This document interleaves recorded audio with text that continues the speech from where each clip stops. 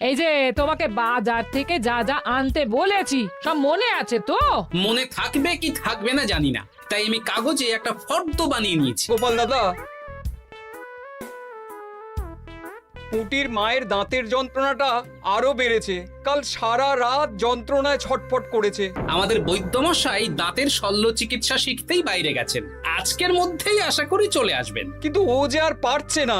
শোনো, তুমি একটা তুলোর মধ্যে লবঙ্গ তেল দিয়ে পুটির মায়ের যে দাঁতে ব্যথা হচ্ছে তার গোড়ায় রাখো। বৈদ্যমশাই এলে আমি তোমাদের বাড়িতে যেতে বলছি। আচ্ছা গোপাল দাদা। যাই, বাজার থেকে চটপট ঘুরে আসি, এরপর আবার রাজসভায় যেতে হবে।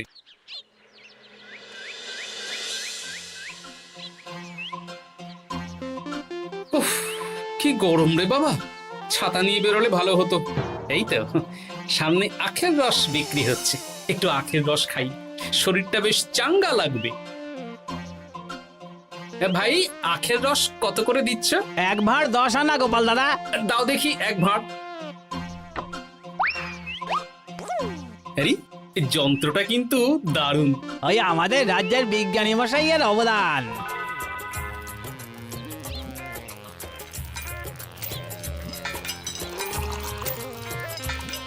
এই নাও গোপাল দাদা।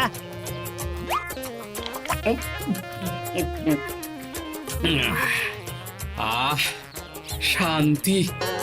এই নাও ভাই, তোমার 10 আনা।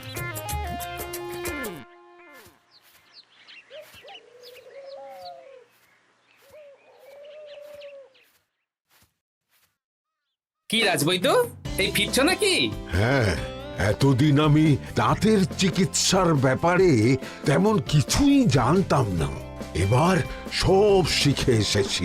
ভালোই করেছো, তুমি একেবারে প্রথম রোগীকে দেখে তারপর রাজসভায় এসো। প্রথম রোগী? পুটির মা গো, কালকে সারা রাত যন্ত্রণায় ঘুমোতে পারেনি। আরে আর বলো না, কদিন আগেই পুঁটির মাকে নিয়ে পুঁটির বাবা আমাদের বাড়িতে এসেছিল। দেখলাম ওই বাড়ির দাঁতে বিস্তর সমস্যা। সেই জন্যে দাঁতের শল্য চিকিৎসা শিখতে চলে গেলে? ঠিক তাই, আমি ব্যথা কমার পথ্য দিয়ে এসেছিলাম। দেখি এবার দাঁতটা তুলেই দিতে হবে। তাহলে তুমিও পুটিদের বাড়িতে যাও, আমি বাড়িতে থলে রেখে আসছি। আজ না হয় দুজনে একটু দেরি করেই রাজসভায় যাব। বেশ বেশ।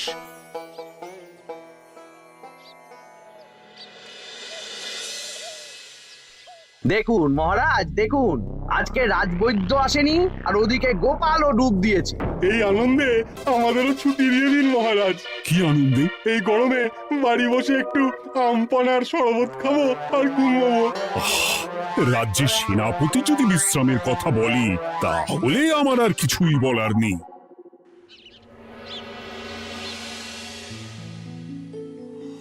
এই তো দাঁতটা পুরো পোকায় খেয়ে নিয়েছিল। এখন দুদিন কোনো কথা বলা যাবে না, শুধু জল বা তরল জাতীয় খাবার খাবে।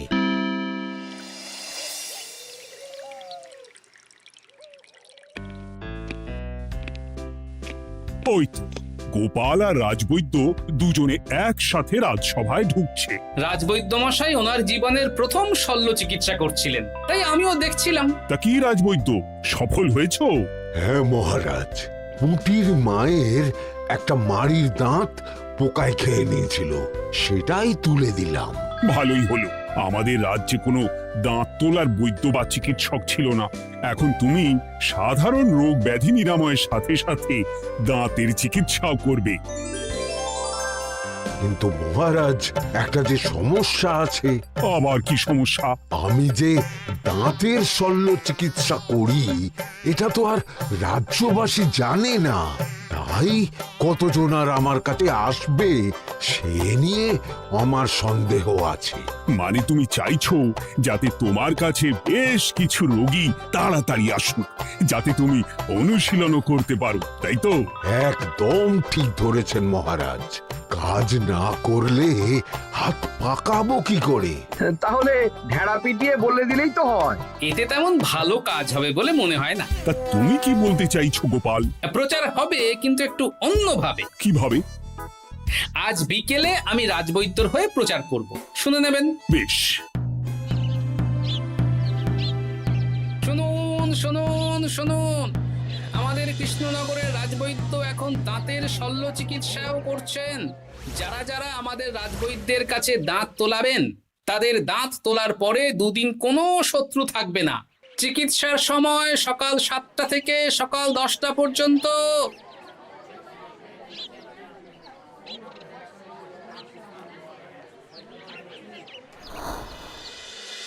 এসব তুমি কি উল্টো পাল্টা কথা বলছো গোপাল? উল্টো পাল্টা না, আপনি দেখুন না আপনার বাড়িতে লোকজন আসে কি না। আর কেউ যদি জিজ্ঞাসা করে যে এই রকম প্রচারের কারণটা কি, তাহলে বলবেন রাজসভায় আমার সাথে কথা বলতে আমি বুঝিয়ে দেব। বেশ।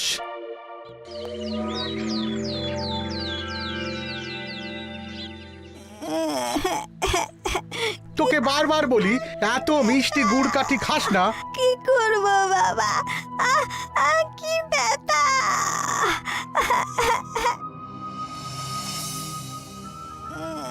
বাড়ি আছেন নাকি বৈদ্যমশাই? হ্যাঁ, আছি আছি। এই আমার ছেলেটার না দাঁতে খুব ব্যথা দুদিন ধরে। দেখছি। তা আপনাকে তো এই রাজ্যে আগে দেখিনি। আমি পাশের রাজ্য থেকে আসছি। শুনলাম আপনার কাছে দাঁতের শল্য চিকিৎসা করালে আগামী দুদিন কোনো শত্রু থাকবে না। ঠিকই শুনেছেন। বেশ, তাহলে বলুন কেন থাকবে না? আগে চিকিৎসাটা করি, তারপর বলছি।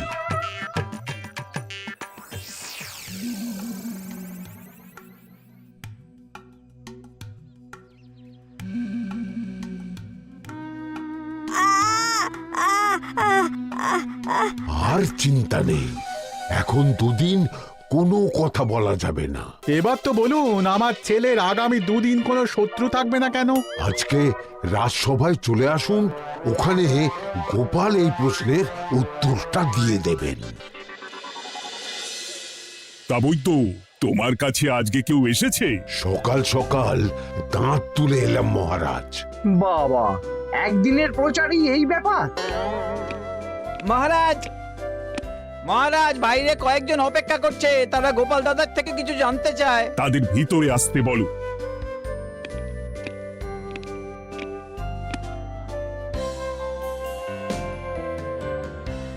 আজ আমার ছেলে বৈদ্যমশাইয়ের কাছে একটা দাঁত তুলিয়েছে। আমি জানতে চাই প্রচার অনুযায়ী আমার ছেলের নাকি আগামী দুদিন কোনো শত্রু থাকবে না, সেটা কেন বলা হয়েছে? বলতে পারি, কিন্তু কথা দিতে হবে। এই কারণটা বাইরে আর কাউকে বলা যাবে না। বেশ, বলবো না। বাংলায় একটা প্রবাদ আছে, বোবার শত্রু নেই। মানুষ সাধারণত কথার বিনিময়ে মতবিরোধ, বিবাদ বা শত্রুতা করে। যে ব্যক্তি কথা বলতে পারে না, তাই তার সঙ্গে কথা বলে মতবিরোধ হওয়ার কোনো সুযোগই নেই। মানে যার যার দাঁত তোলা হবে তারা তো আগামী দুদিন কথা বলতে পারবে না। আর কথা না বললে কোনো বিবাদ হওয়ার ব্যাপার নেই। আর বিবাদ না হলে কারো সাথে শত্রুতাও হবে না। কি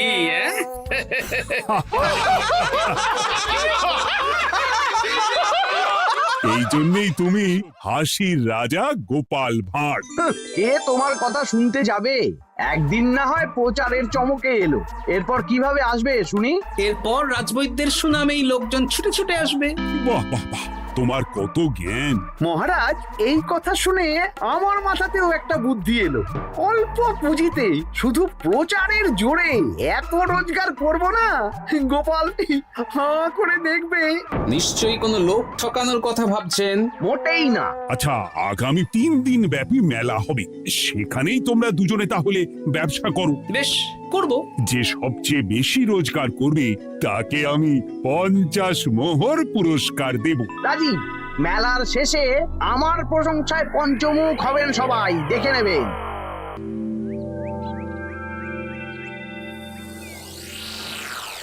খুব তো বড় মুখ করে বলে এলেন যে ব্যবসা করবেন মেলার মাঠে। তা আপনি কি ব্যবসা করবেন শুনি? ভাগ্য পরীক্ষার দোকান দেব। মানে আমি বিভিন্ন মেলায় দেখেছি যে একটা দোকানে নিচের দিকে হেলানো অবস্থায় একটা পাতলা কাঠের পাটাতন থাকে। সেই পাটাতনের উপরে 1 থেকে 6 অবধি সংখ্যা লেখা থাকে, তাই তো? হ্যাঁ, যারা মেলায় ভাগ্য পরীক্ষা করতে আসবে তাদের ফাঁপা লোহার 6টা বল দেয়া হবে। যদি ওই 6টা বলই নম্বর লেখা খোপের মধ্যে ঢোকাতে পারে তাহলে প্রথম পুরস্কার পাবে। আমিও ওটারই দোকান দেব, কিন্তু শুধুমাত্র একটাই পুরস্কার থাকবে। 6টা বল 6 নম্বর খোপের মধ্যে ফেলে কেউ যদি 36 করতে পারে তাহলে সে পাবে 100 মোহর উপহার। আরে খেলার জন্য কত মোহর লাগবে? 1 মোহর। আপনি কিন্তু জেনে বুঝে বিপদ ডেকে আনছেন। একজন কেউ ফেলে দিলেই আপনার হাত থেকে 100 মোহর ফসকে যাবে। আরে মেলার ভিড়ে যদি আপনি পুরস্কার না দেন তাহলে জনতার একটা মারও ফসকাবে না। আরে সেই জন্যই তো তোদের পোষা। তোদের মধ্যে যে কোনো একজন ওই কাঠের পাটাতনের নিচে লুকিয়ে থাকবি। যখনই দেখবো কেউ 36 করে ফেলছে আমি গলা খাকলাবো আর তোরা কাঠের পাটাতনটা হালকা করে নিচ থেকে নাড়িয়ে দিবি। এটা তো দারুণ বুদ্ধি। কি বলছো গোপাল, তুমি আখের রসের দোকান দেবে? হ্যাঁ, এই গরমে আখের রসের বেশ চাহিদা। তোমার বানানো ওই যন্ত্রের চাকা ঘোরাবো আর আমার ভাগ্যের চাকা ঘুরবে। সে ঠিক আছে, আমার কয়েকটা যন্ত্র বানানোই আছে। তুমি না হয় মেলায় ব্যবহার করো 3 দিন। ব্যাস, আর চিন্তা নেই।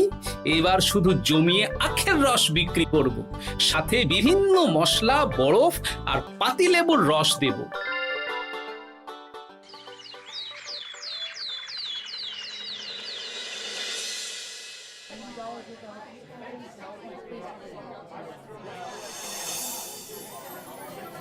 এই দোকানের পানীয় খেয়ে মন হবে বশ।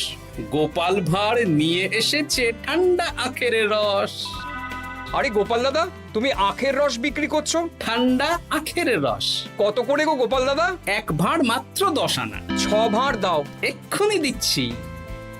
আসুন আসুন আসুন, সবাই আসুন। আসুন আসুন আসুন, এদিকে আসুন, এদিকে আসুন, ভাগ্য পরীক্ষা করুন। 1 মোহরে 100 মোহর।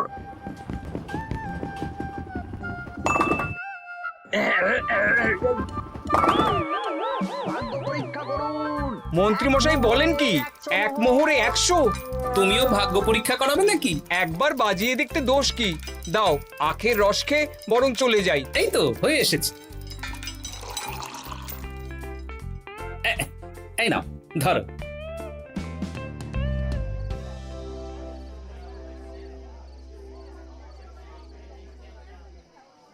কি মন্ত্রী, ব্যবসা কেমন চলছে? ভালোই। আপনি একবার ভাগ্য পরীক্ষা করে দেখবেন নাকি মহারাজ? না না না, আমি এসবে নেই। জানি আপনার কাছে 100 মোহর নস্যি, তবুও 1 মোহরের বিনিময়ে চেষ্টা করে দেখুন না। আচ্ছা, এত করে বলছো যখন, দেখি। 1 মোহরে 6টা বল। বাবা বাবা বাবা, দেখুন মহারাজ চেষ্টা করে।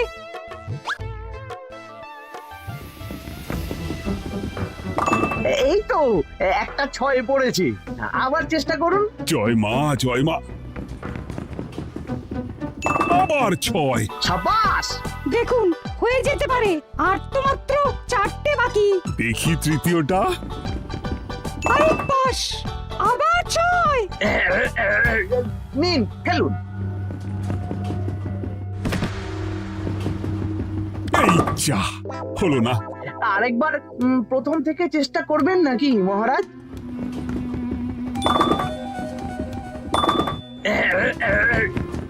না, এবারেও হলো না। 2 মোহর জলে। অন্য সব জায়গায় বাকি সংখ্যাতেও পুরস্কার থাকে, আপনার এখানে নেই কেন? আমার এখানে ধামাকা পুরস্কার, তাই বাকি আর কিছু রাখিনি। 36 করতে পারলেই 100 মোহর। এই নাও মন্ত্রী, 2 মোহর।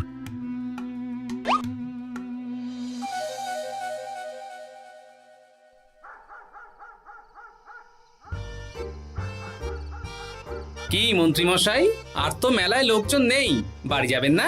তুমি যাও না, আমি একটু পরে যাব। বেশ, আমি এগোলাম। গোপাল আর মন্ত্রী, তোমাদের কার কেমন রোজগার হয়েছে একদিনে? মহারাজ, কালকে আমার 7 মোহর 20 আনা রোজগার হয়েছে। আমার 70 মোহর, কিন্তু খরচ কিছুই হয়নি, কারণ কেউ 36 করতে পারেনি মহারাজ। বাহ বাহ বাহ, আমি তো বলেছিলাম আমি যখন ব্যবসা করব গোপাল আমার ধারে কাছে দাঁড়াতে পারবে না। বেশ, এখনো তো আজ আর কাল দুদিন মেলার বাকি আছে। দুদিনেও আমার দুটো কানা করিও খরচ হবে না, শুধুই রোজগার। গোপাল যতই প্রচার করুক আর যতই ভালো আখের রস বানাক না কেন, আমার ব্যবসাকে টপকাতে পারবে না। ঠিক আছে, আজকে আমি একবার ভাগ্য পরীক্ষা করে দেখবো। আমার দোকানে সুস্বাগতম। নাও সেনাপতি, চেষ্টা করে দেখো। দিন বল। আমিও সেনাপতির খেল দেখতে এলাম। প্রথম বল, এই যে গড়িয়ে গড়িয়ে গড়িয়ে 6 নম্বর। সাব্বাস সেনাপতি। আবার 6, তৃতীয়, চতুর্থ, পঞ্চম। আরেকটা ফেলতে হবে। নাও সেনাপতি। ষষ্ঠ বল, এই যা, হলো না। এটা কি হলো? আবার চেষ্টা করো তো সেনাপতি। হ্যাঁ, 3টে হয়ে গেছে, এবার 4 নম্বর। এই যা, 4 নম্বরে চলে গেল। চাই ব্যাপারটা কি? মন্ত্রী মশাই গলা খুসখুস করার পরের বলটাই পরপর দুবার অন্য ঘরে পড়ল। নিশ্চয়ই কোনো রহস্য আছে। না, আজকে রাতে ব্যাপারটা দেখতে হবে। চলুন মন্ত্রী মশাই, পুরো মাঠ ফাঁকা, একা একা মশা মারবে নাকি? আমি পরে যাব, তুমি যাও তো। বেশ। ব্যাপারটা কি? আমাকে তো নজর রাখতে হচ্ছে। না, একটা গাছের পিছনে লুকিয়ে পড়ি, মন্ত্রী মশাই গেলে ওনার পিছু নেব। দেখুন মন্ত্রীমশাই, পরপর 2 দিন আমি পাটাতনের নিচে ছিলাম। আগামীকাল ঘটাকে থাকতে বলুন। বেশ, তাই হবে। আর অত জোরে গলা ঠাঁকড়াবেন না, কেউ যদি সন্দেহ করে ব্যাপারটা বুঝে যায় মুশকিল হয়ে যাবে। আরে কেউ বুঝবে না, অনেক রাত হলো, চল চল চল চল চল। আচ্ছা, এই ব্যাপার। তাই ভাবি 2 দিন ধরে একটাও কেউ পারলো না কেন? কাল আমিও মজা দেখাবো।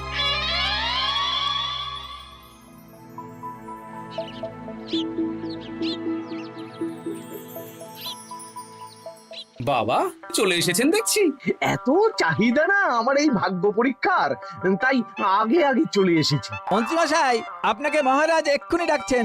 এখন কেন? সে তো জানি না, চলুন।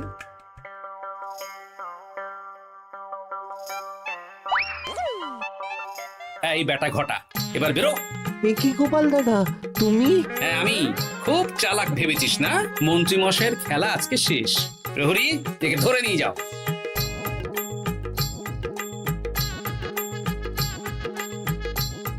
বিজ্ঞানী, তুমি তোমার চুম্বক নিয়ে এসেছো তো? হ্যাঁ, এবার 6 নম্বরের নিচে একটা টান টান করে সমান রেখা টানতে হবে, আগা থেকে গোড়া অবধি। তুমি তো সব সকালে বুঝিয়েই দিয়েছো। দাঁড়াও, দাগটা টেনে নি। একদম 6 নম্বর খোপ অবধি যাচ্ছে, সেই অনুযায়ী টান টান করে দাগ টানো। টানছি, তুমি বাইরে নজর রাখো। নজর রাখছি। কাজ হয়ে গেছে, তুমি একবার অনুশীলন করে দেখে নাও। হ্যাঁ দেখছি। শুরু করো। শুরু করছি। একদম পাক্কা আছে। দূর, কেউ ডাকেনি, অকারণে সময় নষ্ট করলো। কতগুলো খদ্দের ফিরে গেছে কে জানে। কি হলো মন্ত্রী মশাই, এত রাগ কিসের? রাগ হবে না, ওরই বেটা আমার সাথে মজা করছিল। বেশ অনেকজন খদ্দের ফিরে গেল, আমার কত ক্ষতি হয়ে গেল। আমি খেলে আপনার ক্ষতিপূরণ দিতে পারি। কি, তুমি খেলবে? হ্যাঁ, ভাগ্য পরীক্ষা করতে দোষ কোথায়? ওই তো বেশ কয়েকজন সভাসদেরা আসছেন, সবার সামনেই খেলবো। তাহলে শুরু করি। হ্যাঁ, শুরু করো। এই বল যা, 6 নম্বরে যা।